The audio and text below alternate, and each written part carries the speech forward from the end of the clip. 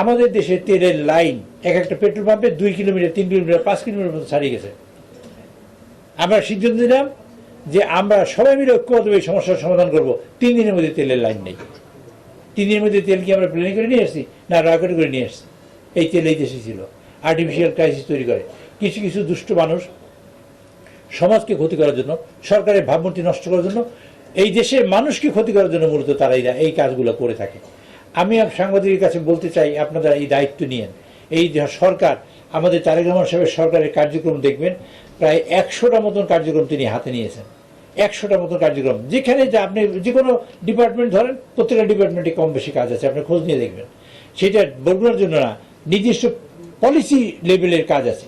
কাজে এই কাজগুলো তিনি করতে চান, আর এই কাজ করতে চাওয়ার জন্য তার মূল কাজটা দায়িত্ব পালন করবো আমরা সেখানে আজকের উপরে, এই উপরে না নিচে ওরা যে মিটিং করেছি, যে মিটিংটায় আমরা সবাই শপথ নিয়েছি বরগুনাকে আমাদের নিজেদের জেলা মনে করে এটিকে উন্নয়ন করব।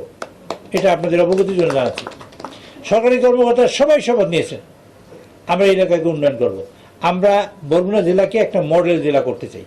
ঈদ আসবে, সাথে ক্যাশব্যাকও আসবে। নিজের বা প্রিয়জনের জন্য কেনাকাটায় এবারও নগদ পেমেন্টে পাচ্ছেন দারুণ ক্যাশব্যাক। তাই যাই কিনুন, পেমেন্ট করুন নগদে।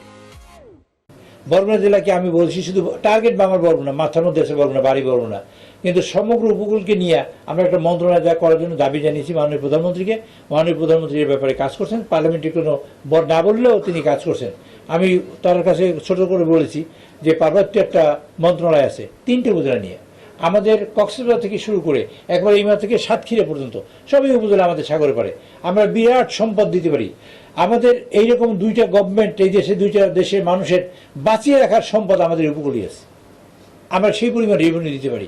আমাদের 8টা ক্ষেত্র আছে যেখানে এক্সপ্লোর করতে পারি, 8টা ক্ষেত্র, তা আমরা করি নেই।